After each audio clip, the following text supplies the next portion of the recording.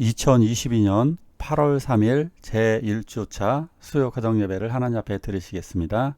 기도하십니다.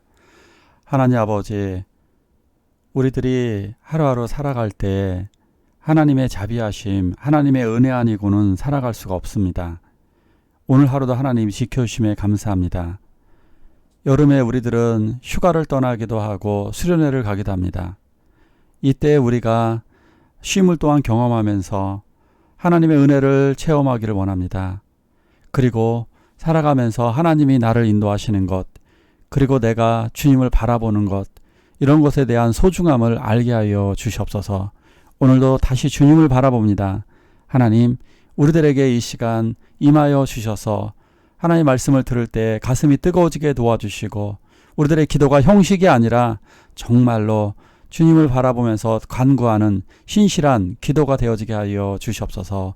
또한 주님을 찬양합니다. 소리 높여 주님을 찬양함으로 주님이 기뻐하시는 찬송을 날마다 드리게 하여 주시옵소서. 예수님의 이름으로 기도하옵나이다. 아멘. 사도신경으로 신앙 고백하십니다.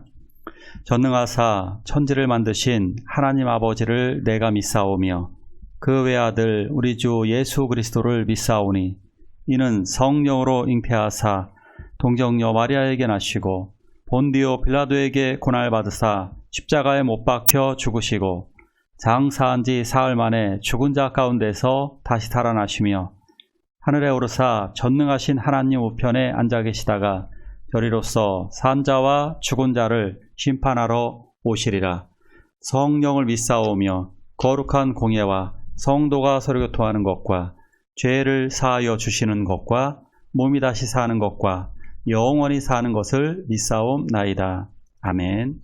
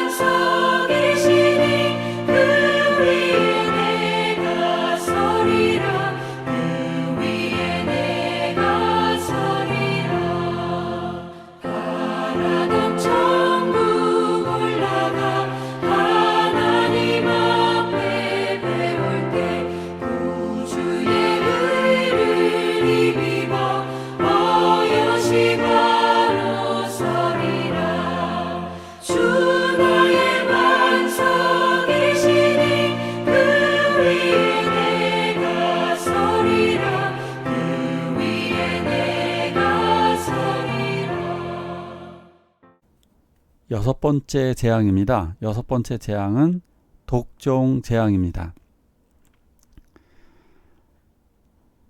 같이 읽어볼까요? 여호와께서 모세와 아론에게 이르시되 너희는 화덕에 재 두 움큼을 가지고 모세가 바로의 목전에서 하늘을 향하여 날리라. 그 재가 애굽 온 땅의 티끌이 되어 애굽 온 땅의 사람과 짐승에게 붙어서 악성 종기가 생기리라. 출애굽기 9장입니다. 이제 6번째 재앙으로 독종 재앙을 보내십니다. 여기서 6번째 재앙은 어떻게 시작되느냐 하면 화덕에 있는 재 두 금을 하늘로 이렇게 높이 향하여 날려버림으로써 시작되어집니다.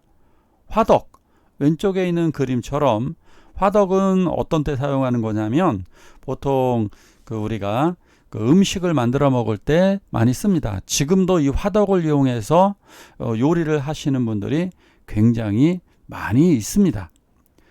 그런데 여기서 사용하는 화덕은 벽돌을 굽는 가마나 금속을 녹이는 데 썼던 그런 용광로를 말합니다. 어쨌든 나무가 타고 남은 이 재를 가지고 재앙을 일으키게 됩니다.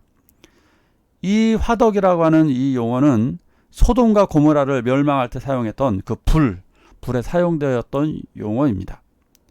그렇다면 이것은 의미가 있는 것입니다. 이제 소돔의 심판처럼 심판하는 불의 능력, 하나님의 능력을 간접적으로 보여주시면서 이제 재앙의 도구를 재로다가 해주셨습니다. 그러니까 만약에 이것이 또한 어떤 의미가 있느냐면 왜 불의 재앙이 아니라 재일까요? 아직은 회개의 기회를 주시기 위함입니다. 회개하시기 위해서 불로다가 한다라고 하는 것은 그것은 완전 소멸을 얘기하는 거죠.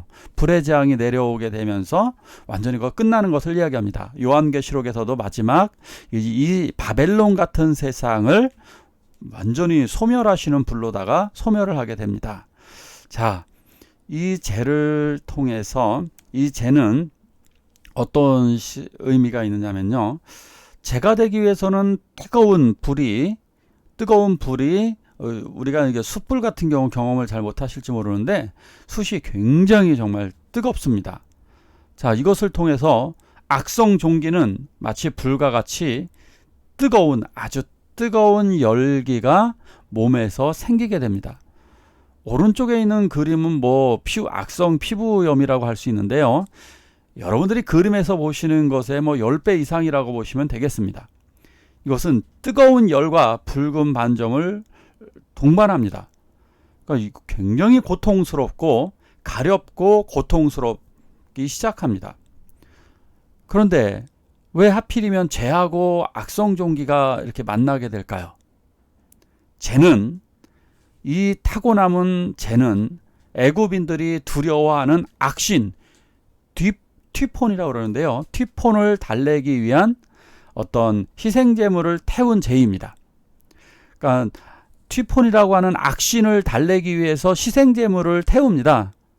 근데 이런 재가 자기네들은 이러면은 재앙이 끝일 거라고 생각하는 거죠. 악신을 달래주면 그들에게 제사를 드리면 재앙이 없을 거라고 생각했는데 오히려 그 재를 이용해서 하나님은 이 재앙을 보내주십니다.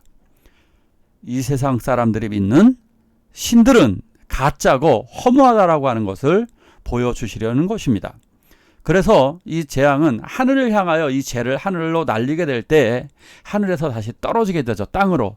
결국 재앙은 하늘에 계신 여호와 하나님으로부터 임한다라고 하는 것을 상징적으로 보여주시는 것입니다. 인도의 겐지스 강에서 보면 이 시신들을 불에 태우고 그 시신들을 겐지스 강에 버리게 됩니다. 원래는 이게 완전히 태운 다음에 이 재를 버려야 되는데 가장 큰 문제가 뭐냐면 사람들이 돈이 없다 보니까요. 나무 살 돈이 부족합니다. 그러니까 타다 남은 시신들을 그냥 겐지스 강에 버리게 됩니다. 그러면 어떤 일이 벌어질까요? 이 겐지스 강 근처에는 들개들이 많습니다. 주인 없는 들개들이 그 시신들을 뜯어먹는 거죠. 약간 이런 어리석음하고 비슷한 겁니다. 오늘 제목을요. 티끌 같은 인생이라고 제가 잡아봤어요. 먼지와 같고 티끌은 우리는 그냥 일반적으로 평범하게 생각할지 모르지만 결국 엄청나게 더럽습니다. 불결합니다. 이러한 어리석은 것들이 결국 어리석은 행동들을 통해서 악성 종기가 사람에게 나기 시작해서 고열을 동반하게 됩니다. 아주 굉장히 뜨거운 열로 말미암아 아주 그 사람이 졸도하게 되는 거죠. 그리고 극심한 가려움증과 물집이 생기고 고름이 흐르기 시작하면서 이것은 이들에게 공포의 질병이 되었던 것입니다. 이 재앙은 결국 악질 재앙보다 더 무시무시한 재앙이 되어지는 것입니다. 자, 어떤 일까지 벌어졌을까요? 같이 봅니다. 요술사들도 악성 종기로 말미암아 모세 앞에 서지 못하니 악성 종기가 요술사들로부터 애굽 모든 사람에게 생겼음이라. 정말 재미있다? 웃기다? 웃기는 일은요, 요술사들도 서지 못합니다. 그러니까 우리가 보기에는 약간 이 요술사들을 그냥 마술사? 이런 식으로 보는 것 같은데 그렇지 않습니다. 이 요술사들은 점을 쳐주기도 하고 이 요술사들은 어떤 초자연적인 능력을 갖고 있다고 생각해서 신성한 사람들로 여겨졌습니다. 그냥 이것을 가지고 성경에서는 애굽의 술객들이다 뭐 이렇게 이야기합니다. 그러니까 요술사, 술객이라고 이야기하죠. 이러한 사람들, 엄청난 능력을 가진 사람들이라 할지라도 이들은 감히 서지 못했습니다. 모세 앞에 서지 못했습니다. 왜냐?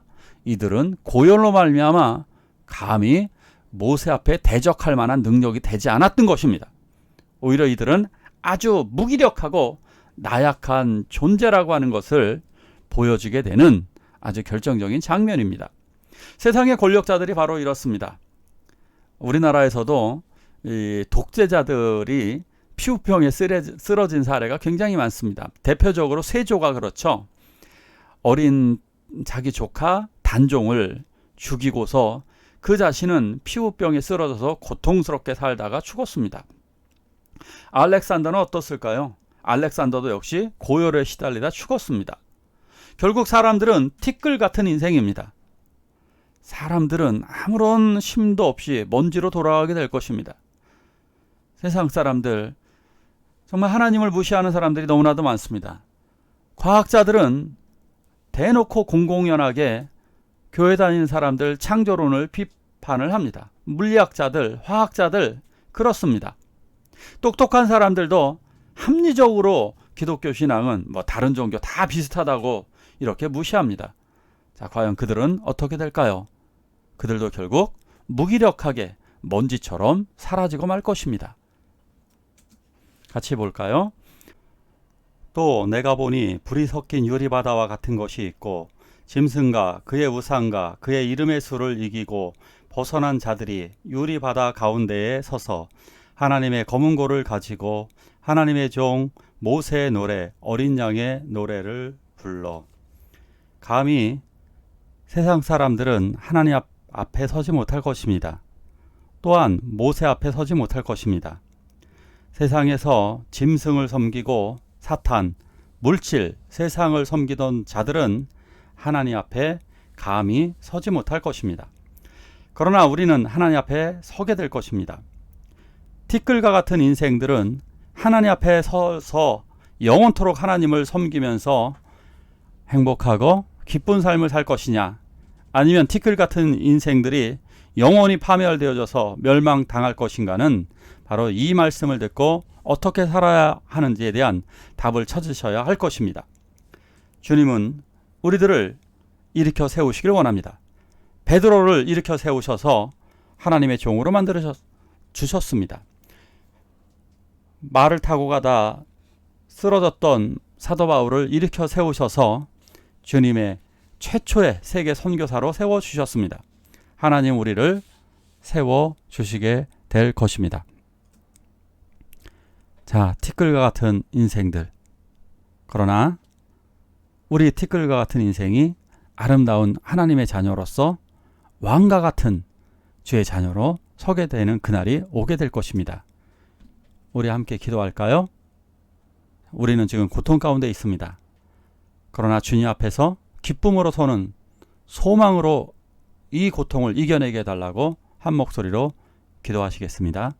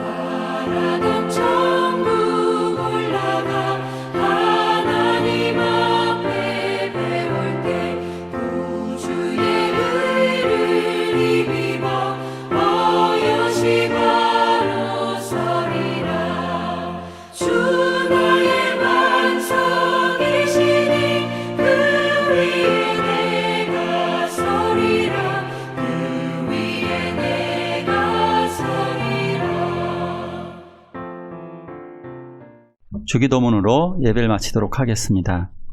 하늘에 계신 우리 아버지여, 이름이 거룩히 여김을 받으시오며 나라가 임하옵시며 뜻이 하늘에서 이루는 것 같이 땅에서도 이루어지이다. 오늘날 우리에게 일용할 양식을 주옵시고 우리가 우리에게 죄지은 자를 사하여 준 것 같이 우리의 죄를 사하여 주옵시고 우리를 시험에 들게 하지 마옵시고 다만 악에서 구하옵소서. 대개 나라와 권세와 영광이 아버지께 영원히 있사옵나이다. 아멘.